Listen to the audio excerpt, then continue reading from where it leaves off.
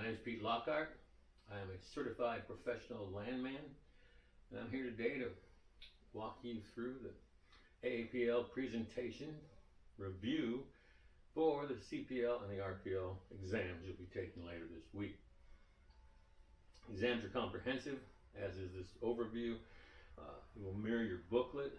This will be sort of a bullet point, hit the highlights of each topic, while your booklets have the details, all the nuts and bolts, and case law, real world examples, that kind of thing. So you want to read that, make some notes, ask some questions. That's what we're here for. Now, just being here, we know you've got some credibility. You've got 5, 10, 20 years experience coming in, or you wouldn't be here. So much of this will be familiar. Some of it won't. So the whole idea is that over the past couple of decades, the industry has gotten very compartmentalized, whereas you're a lease buyer, you're a title person, you're a right-of-way agent, you do due diligence, lease analyst, etc. You tend to get pigeonholed into a specialized field that you're good at. Nothing wrong with that, but there's other things to do. As far as if you're a lease buyer and the budget runs out, you want to go home or do you want to segue into title? You don't want to segue into title, keep working, obviously. So the whole idea is you need to be able to get an area, go to the courthouse, do the leasehold, target your open lessors, go to the kitchen table, buy the lease. You got the lease, back to the courthouse, run the title, pay the lease. Okay, you find some hiccups, back to the kitchen table, let's get them fixed. All right, let's get the guy paid. Meantime, geologists were picking the drill sites. So now you need opinions. So you take your title notes, go back to the courthouse and compile, an abstract for the attorney. Send the attorney, he sends you back an opinion. Now you got a list of requirements. Some are research in the courthouse, some are back to the kitchen table. Who is Aunt Emma?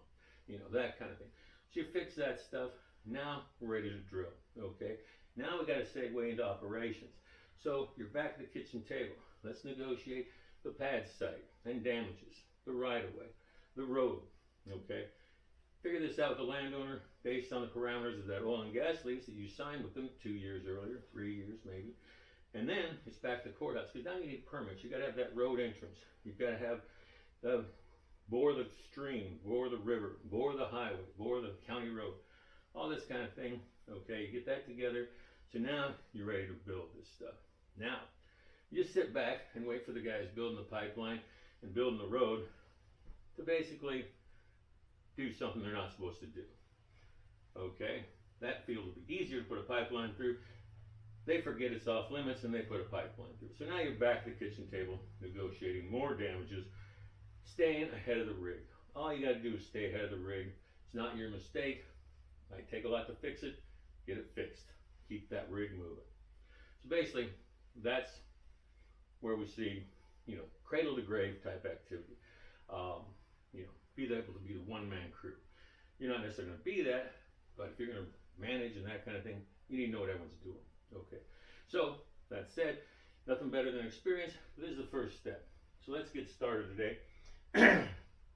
We've got Chapter 2, Real Property Law. Okay. Property law, U.S. property law. We've got common law and we got civil code. Common law is case law or precedent law based on past decisions. So basically, what's happened in the past, similar situation today, they'll rule in a similar manner. Whereas civil code is a system of laws, a code, a book of laws, rule book, Napoleonic Code. Now Louisiana is the only state that uses civil code. The other 49 are all common law. So that's what most of us are going to deal with. I've never worked with Louisiana. Okay, types of real property. Anything attached or fixed, lands, buildings, things that can't be easily moved. Oil and gas in the ground. Excludes anything that can be severed. So mineral rights, leasehold, royalty interest, that's all real property as it sits there. Personal property, portable and tangible, automobiles, home furnishings, anything that can be moved, your tractor. Oil and gas after production. Once it is produced and saved, well, then it's personal, and you can sell it. How do you acquire title? Written instrument, which conveys the land. Signed, sealed, and delivered are the key words. And you need evidence it was executed by the person acknowledging it. Okay, so witnesses and that kind of thing. Written document can be called a conveyance. Words of grant. Okay, grant and convey. Granted, bargained, sold, and conveyed. Get the idea. You need to have these words in there to convey property. So, essential elements. In writing, words of grant. Competent grantor, can't be a minor, can't be a senile guy. Identified grantee. Adequate description. Anyone in Appalachia is bordered by. Contains an adequate description, be signed by grantor, be delivered to grantee, both of which are paramount. Deeds may also include warranty, general or special, which we'll talk about in a minute.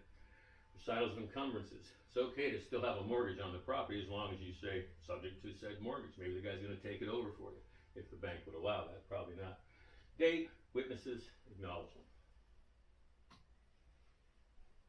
Warranty deed, or general warranty deed, contains one or more covenants of title, expressly guarantees the grantor's good and clear title. Quality of title, warranty assessing, quiet enjoyment means you're not going to get disturbed once you buy the property. The right to convey, once you buy it from me, you can sell it to Joe. Okay, freedom of encumbrances. Unless I put it in the deed, there's no liens, no mortgages, nobody's trying to take it away from you. And I'm going to defend title against all claims. Anyone